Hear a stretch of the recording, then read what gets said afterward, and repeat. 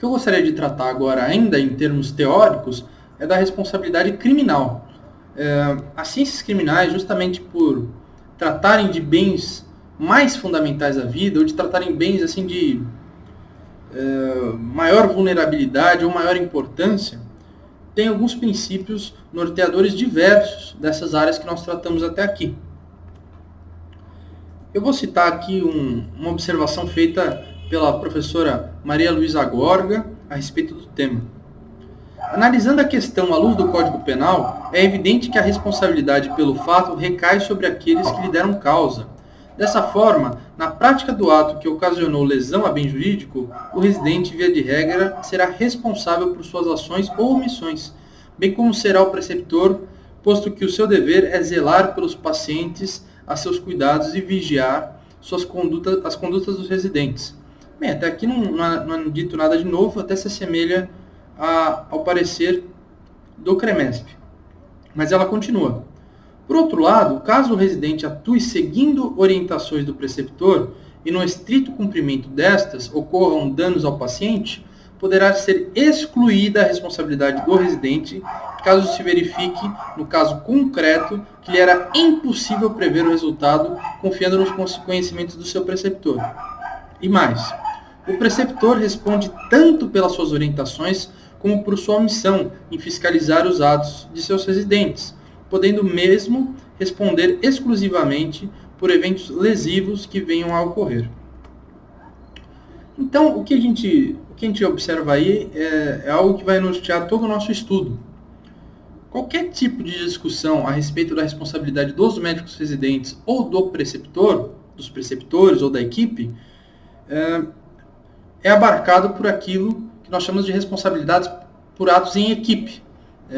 Existe sempre uma equipe nesses casos, não é? E, nesse caso, nós temos um princípio que norteia essas relações, que é o princípio da confiança.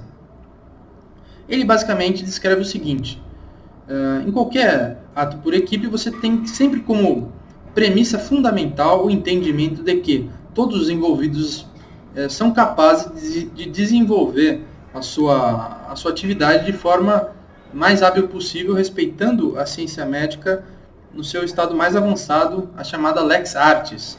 Então, um exemplo tradicional nesse sentido é o seguinte: numa mesa de cirurgias, você tem o cirurgião e você tem o anestesista.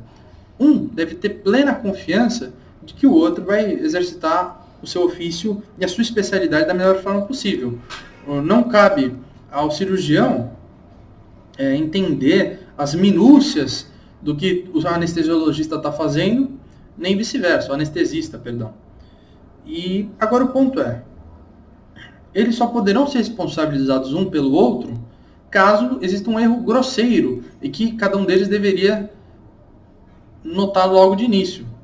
A despeito do anestesista estar focado numa área e o cirurgião em outra, existem algumas coisas que ambos são responsáveis por notar, por se tratar de algo muito evidente. É claro que, nesse caso, ainda nós temos uma relação no qual você tem dois médicos de capacidades iguais, por assim dizer. Você tem dois especialistas, né? Mas nós devemos também considerar alguns outros fatores, como eu destaquei aqui. Então, questões como hierarquia, grau de conhecimento, previsibilidade do erro. No caso que a gente está estudando, por óbvio, o residente e o preceptor não estão em situação igual. O preceptor, como a própria lei destaca, seria alguém de elevada qualificação ética e profissional. E justamente por isso a gente deve levar em consideração alguns dispositivos do nosso Código Penal. No caso, eu destaquei primeiro 2 parágrafos do artigo 20 desse diploma, que eu vou fazer a leitura. Parágrafo 1º.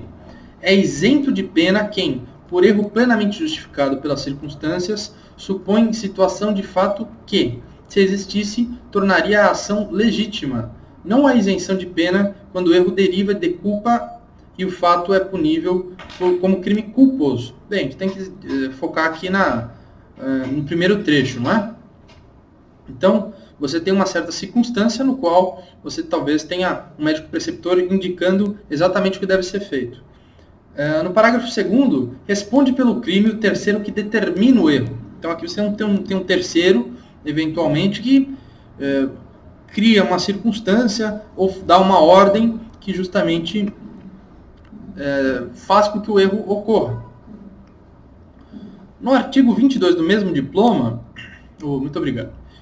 No artigo 22 do mesmo diploma, estabelece-se o seguinte: se o fato é cometido sob coação irresistível ou em estrita obediência à ordem, não manifestamente legal, de superior hierárquico, só é punível o autor da coação ou da ordem. Aí da mesma forma, não é?